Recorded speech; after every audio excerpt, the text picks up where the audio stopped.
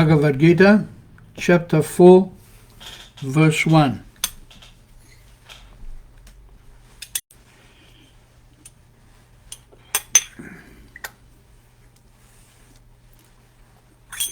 Jaya Radha Madhava Kunja Bihari Jaya Radha Madhava Kunja Bihari Jaya Gopi Janaballabha Girivaradhari Jaya Gopi Janaballabha Girivaradhari Yashodanandana Braja Janaranjana Yashodanandana Braja Janaranjana Yamuna Tira Banachari Yamuna Tira Banachari Jaya Radha Madhava Kunja Bihari Jaya Radha Madhava Kunja Bihari Jaya Gopi Janaballabha Girivaradhari Jaya Gopi Janaballabha Girivaradhari Yashodanandana Braja Janaranjana Yashodanandana Braja Janaranjana Jamuna Tira Banachari Jamuna Tira Banachari Jaya Radha Madhava Kunja Bihari Jaya Radha Madhava Kunja Bihari Jayam Vishnupada Paramahamsa Paribrajakachaja Stotara Sata Sri Srimadesi Bhaktivedanta Swami Shri Prabhupada Ki Jai Ananta Koti Vaishnava Vrinda Ki Jai Namacharya Sri Haridas Thakur Ki Jai Prem se kaho Shri Krishna Chaitanya Prabhu Nityananda Shri Advaita Gadadhar Shri Vasadi Gaura Bhakta Vrinda Ki Jai Shri Shri Radha Krishna Gopa Gopinath Shama Kunda Radha Kunda Giri Govardhan Ki Jai Shri Vrindavan Mathura Dham Ki Jai Navadip Mayapur Dham Ki Jai Jamuna Mai Ki Jai Ganga Mai Ki Jai Bhakti Devi Ki Jai Tulsi Devi Ki Jai Samaveta Bhakta Vrinda Ki Jai. All glories to the assembled devotees. All glories to the assembled devotees. All glories to the assembled devotees. Bhagavad Gita, chapter 4, verse 1.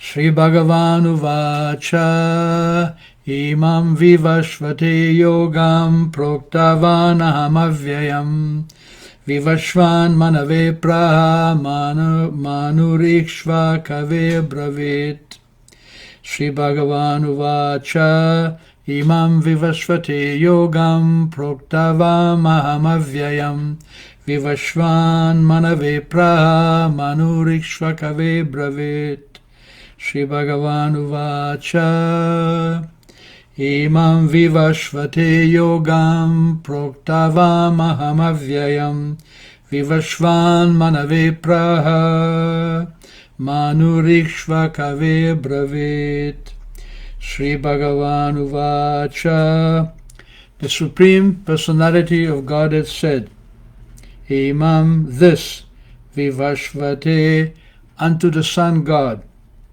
Yogam, the science of one's relationship to the Supreme, Proktavan, instructed, Aham, I, Avyayam, imperishable, Vivashvan, Vivashvan, the Sun God's name, Manave, unto the Father of mankind, of the name Vaishvavata, Vaishvasvata, Praha, told, Manu, the Father of mankind, Ikshvakave, unto King Ishvaku, Abravit, said.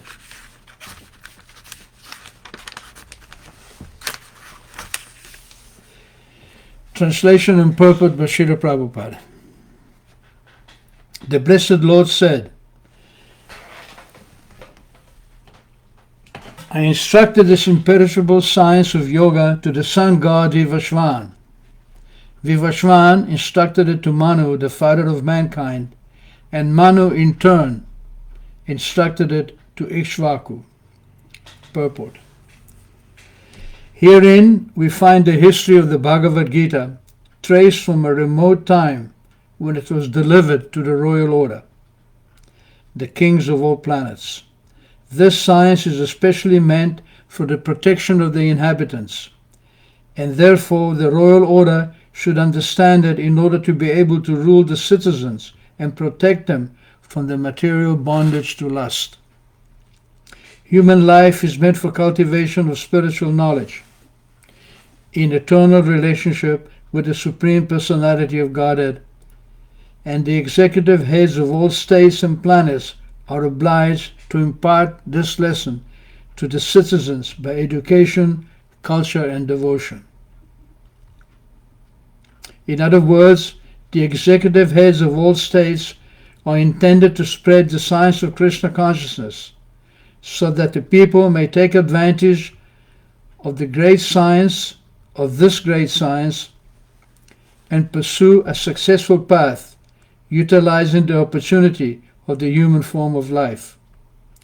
In the millennium, the sun god is known as Vivashvan, the king of the sun, which is the origin of all planets within the solar system. In the Brahma Samhita it is said, Yat Chakshuresha Savita Sakala Grahanam Raja Samastasura Murti Rasesha Tejaha Yasyangaya Brahmati Sambrita Kala Chakro Govindam Adipurusham Tamaham Vajami. Let me worship, Lord Brahma said, the Supreme Personality of Godhead, Govinda, Krishna, who is the original person and under whose order the sun, which is the king of all planets, is assuming immense power and heat. The sun represents the eye of the Lord and traverses its orbit in obedience to his order. The sun is the king of all planets, and the sun god, at present of the name Vivashvan, rules the sun planet, which is controlling the other planets by supplying heat and light. He is rotating under the order of Krishna, and Lord Krishna originally made Vivashvan his first disciple to understand the science of the Bhagavad Gita.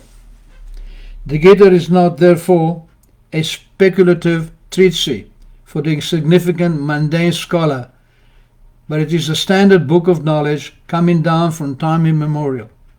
In the Mahabharata, Shanti Parva 348, verse 51 and 52, we can trace the history of the Gita as follows.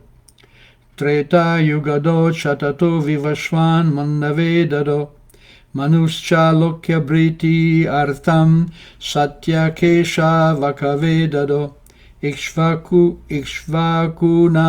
Chakahito Vyapyalokan Avashtitaha.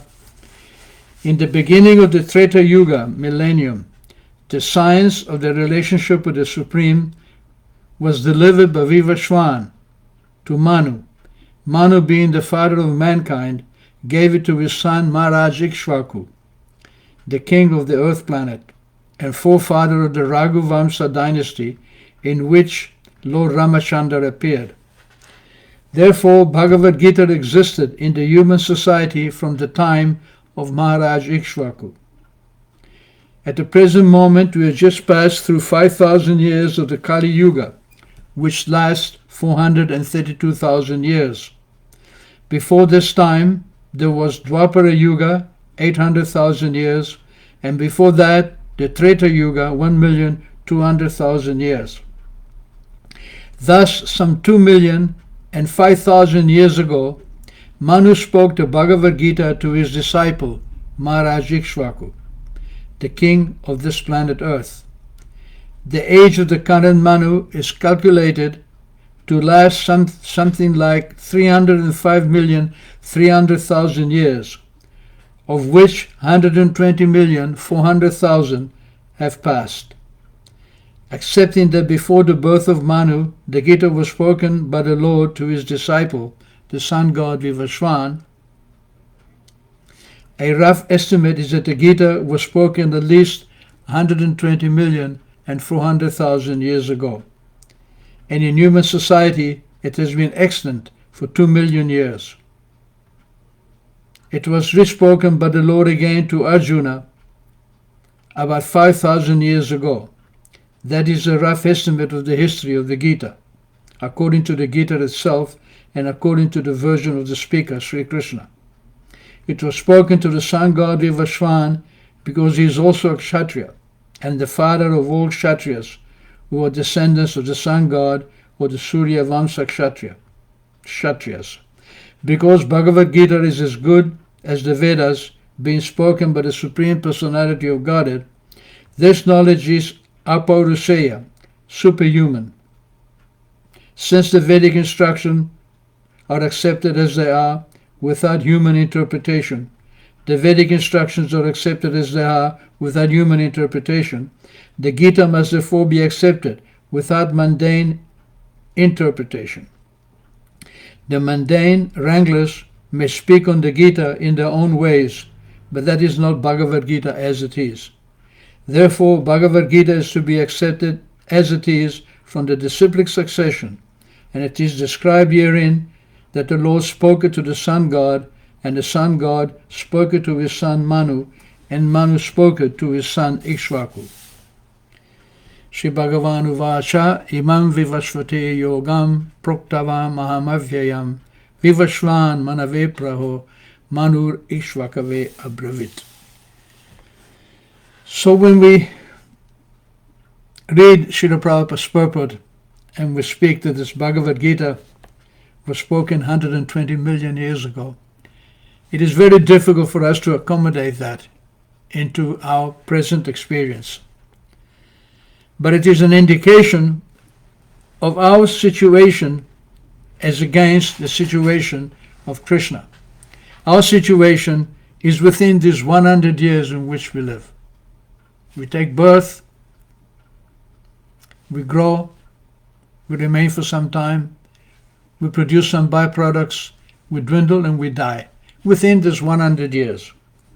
And in our present society, there is really no knowledge, there is no conception of anything beyond these 100 years. But if you study the Bhagavad Gita, it is insignificant. 100 years, how can you compare 100 years to 120 million? It is inconceivable. Therefore, it requires a quantum leap in faith, a quantum leap in knowledge. It requires teaching from people who understand the difference between a regular human being and an enlightened human being is that the enlightened human being understands that he is a spirit soul and that the spirit soul is eternal and it is moving along the ways of the material energy, birth after birth after birth. So, when you study Bhagavad Gita, Krishna deals with very simple points. For example, he says, Ishvara Sarva Bhutanam, hridesh Arjuna tishtati. That Ishvara, the controller, is situated within the heart of everyone. People who are interested in spirituality, people you that are listening, me that I'm speaking, we can understand there is a conscious presence within our heart which is beyond, which is next to our own consciousness. And this consciousness is manifested by, even in English we call it a conscience. We know, for example, how to act. We know innately how to act for the good of others and how to act for the good of ourselves. When we understand and give place to this presence, which is called the supersoul within our heart, when we give room to that supersoul, then he advises us. We get the feeling, we get the inclination to do good to others. And the whole idea of spiritual life is to connect to the super consciousness, to this Paramatma. We are Atma, we are spirit, and Paramatma is the supreme spirit which is within our heart. What is the difference between the Atma and the Paramatma? The difference is that the Atma is conscious of his own body. I know what is going on in my body. If I pinch myself, I feel the pain. You don't feel the pain. If you feel a pinch, you feel the pain. I don't feel the pain. That means that I am localized. And you are localized. I don't know your thoughts. I don't know your pains and pleasures. Neither do you know my thoughts or my pains and pleasures. We are localized within the body. But there is another presence, and that is the presence of the supersoul. So Krishna says in the Gita, Kshetragyam chapimam vidi sarva kshetreshu bharata. My dear Arjuna, don't forget, Krishna is teaching Arjuna because Arjuna was bewildered. Arjuna didn't know whether to fight or not to fight. He was attached to his family members, to his brothers, to his cousins, to his teachers, to his grandfather. He was attached to his kingdom, to his children. And therefore, he didn't want to become involved in a family war which would kill the very people that he loved, the very people for whom he was living, for whom he was showing an example in his lifestyle. So, Krishna was telling Arjuna that, yes, I can understand that you have attachment for your family members. But this attachment is built on the kshetra, on the field of activity, which is your body. But Krishna says, kshetra gyam, the knower of the body, chapi mam vidi, know that I, mam vidi, sarva kshetreshu, I am within every living body, every field of activity. The body is called a kshetra, or a field, because the body, it is like an agricultural field. The agricultural field, once you plow the field, you plant the seeds, you water the seeds, you allow the seeds to go through the seasonal changes, then from the field you get crops, and from the crops you can enjoy. You can maintain your life. In the same way, the material body in which we live in, it is a field. We can cultivate this body towards the spirituality, towards knowledge, or we can cultivate towards ignorance. Ignorance is personified by lust. Here in this Prabhupada comments that the Gita, the instructions of Krishna, or the Bhagavad Gita, are meant to rule the citizens and protect them from material bondage to lust. Lust means to satisfy the senses. Lust means to identify with the body. So Krishna says, Kshetra gyayor jnanam yat tach jnanam matir mama. Matir mama. Matir means my opinion, my intelligence. Matir mama is that kshetra gyayor, one who knows the field of activity and the owner of the field. Jnanam, that knowledge, kshetra kshetragyayor jnanam yat tach jnanam, that is real knowledge. This is the whole business of Bhagavad Gita. Bhagavad Gita is important because it only deals with the spiritual identity of the living entity. And when Arjuna refused to fight, he gave the reason that I am attached to my kingdom, I am attached to my family, I don't want to kill my family members, therefore I shall not fight. Better I become a beggar. And what did Krishna say? Krishna chastised him. Asochan anvasocastvam. Socha means to grieve, to feel pain. So asochan, that which is not worthy of grief, something which is insignificant, it's not worthy to be bothered about. So asochan anvasocastvam, you are lamenting and you are speaking pragnavadams, high philosophical words. Chabhasa say, he says, but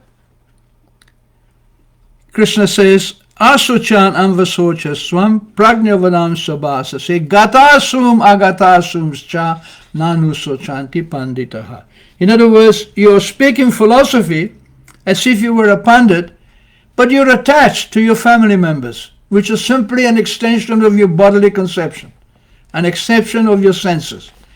And what is the problem of giving room to sense enjoyment? What is the problem to give attention and to become overly concerned with the connection of the senses via the body to my wife, my children, my family?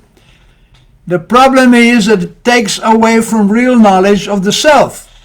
It brings you into bodily conception. Therefore, I stress again and again in these classes that if you want to make spiritual progress, you have to learn to control your senses. There is no other way. And how to control your senses? You control your senses by using them in the service of the owner of the senses. In other words, when one becomes subject to the control of his senses, is an illusion because he thinks the senses of mine. When one uses the senses to satisfy the senses of the Lord, he comes into knowledge because he understands that these senses are given to me by the Lord. And therefore, the Bhagavad Gita is an exceptional book because it deals only with this subject. But people have other ideas. People are very much attached to sense enjoyment, very much attached to the body. It's like an animal. You bring an animal, a dog or a cat, and try to talk to him. It is practically impossible to have a conversation on a philosophical plane. There is some emotional understanding. Yes, the dog can be emotionally attached to you. You can be emotionally attached to your cat and dog. There is some relationship there, but it is based on the body. It is based on the senses. But when we deal with Bhagavad Gita, we come away from the sensual platform and we understand that we are spirit. But to do that, we have to use the senses in the service of the Lord. Rishi Kena Rishi Kesha Sevanam Bhakti Ruchyate. We are practicing bhakti or devotion. We are trying to understand our relationship with the Supreme Lord. And the way to do it is to first of all understand that we are not the body. We are not this animal body. We are spirit soul. And when we understand that we are spirit soul, then we can begin to build our relationship with the Supreme Lord. It makes sense that if you remain on the sensual platform, you aspire to satisfy the senses. To satisfy the senses, you require food, you require a home, you require sex life, you require money, you require activities for the mind. So all these things are coming by the gift of material nature, but the gift of God, because it is not our nature. So it is not a big step to understand that the nature belongs to the Supreme Lord. And when we use the nature for our own senses without paying attention to what the Lord desires, then we get into trouble. Because we're going to illusion. Sometimes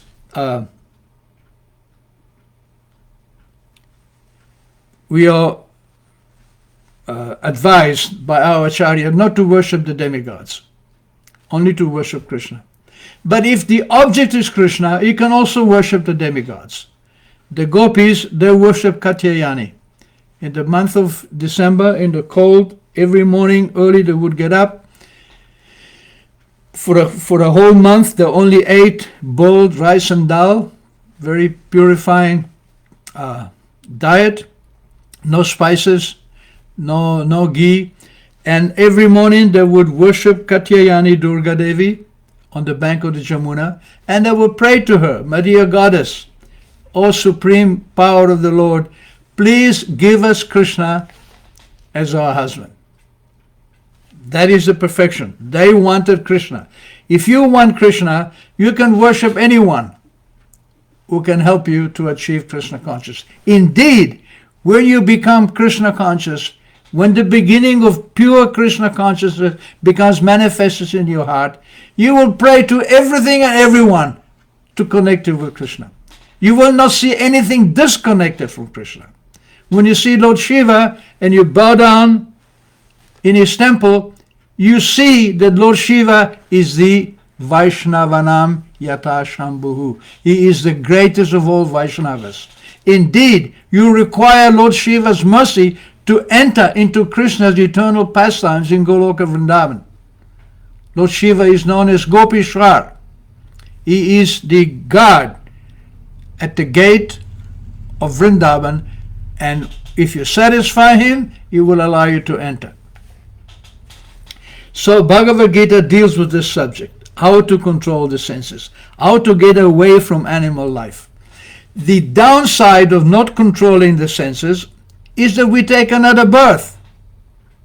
Because if you don't control your senses, you will not understand your spiritual nature, you will not work on your relationship with God, you will remain on a material platform, and you will take another birth in the material world. Krishna says, Yanti Deva Brata Devan. Those who worship the demigods independently of me go to the demigods.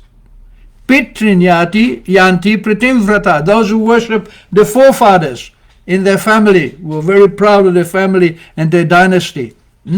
Pritivrata, they go to their planet, Pritiloka. Bhutani Yanti Bhuteja. Those who worship ghosts and spirits, they will become ghosts and spirits in the next life. Yanti Madhya Janopi Ma. But those who worship me, come to me. You know, in Italian we have a saying that Dimmi con chi vai e ti dirò chi sei. Tell me who you associate with and I will tell you who you are. This is science. This is not dogma. It is not some religion which you can believe this today and believe that tomorrow. Bhagavad Gita is not about belief. It's about truth. It's about knowledge. It's about science. Even the demigod, even the big demons understand what is truth and what is not truth. In fact, Hiranyakashipu told his son, Prahlad. Hiranyakashipu was a great demon, very powerful demon. He told his son, my dear boy Prahlad, association is very important. It is crucial to life.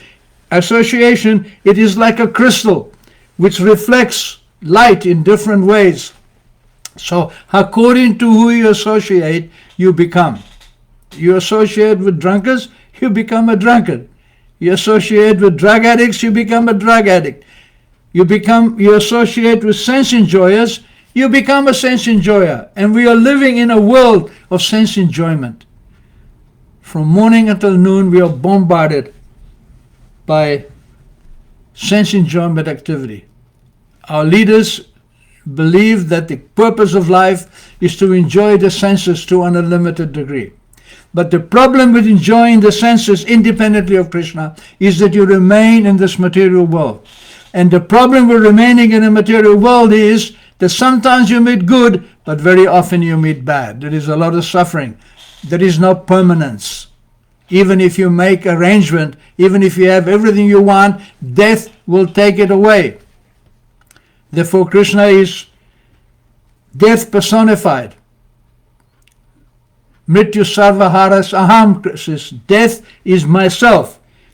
You believe in Krishna? Take advantage of Bhagavad Gita, control your senses, understand your spiritual life. Krishna will remove you from the cycle of birth and death. He is the only one who has the power. Nobody can do it. No president, no king, no wife, no husband, no wealth, no power, no money. Nothing can remove you from the material world except Krishna himself. And Krishna very kindly has given Bhagavad Gita, and Srila Prabhupada, to prevent interpretations of the Bhagavad Gita, he has given us the Bhagavad Gita as it is, which we value because it is the key to our spiritual advancement. Thank you very much. So we have a few comments. Aldous Pagemaker, which is my friend Atma Vidya, he says, my humble obeisances to the assembled Vaishnava devotees. Krishna Premavati from Amsterdam. Humble obeisances to Ananda Sarup Das and attending devotees. Thank you, Prabhu. Dandavats to you. And Anders Sederberg, please accept my humble obeisances. Most grateful for the elucidation of this, our highest potential perspective in the finely proposed concept by Srila Prabhupada by his sweet disciple. Well, I'm not the sweet. I have a bitter side of me, but I'm trying my best. If I have any sweetness, it's because of the mercy of Srila Prabhupada. Yogyata bichare kichunai pai tomara karuna sar. If you examine me, yogyata vichare means very carefully analyze. Kichunai pai, I have nothing, I have no quality. Tomara karuna sar, I am simply the result of your mercy. This is our relationship. Prabhupada's mercy is unbounded. In his books, in his lectures, we can take advantage of his mercy even today. And that mercy is our highest qualification. By the mercy of the devotee, we get Krishna. And by the mercy of Krishna, we get association of a pure devotee. Thank you very much. Mandi Priya also says Hare Krishna to you. And we will see you again on Friday. I humbly apologize. I missed giving the class for the last 2 weeks. But I will try my best to be more punctual and more consistent. Haribol.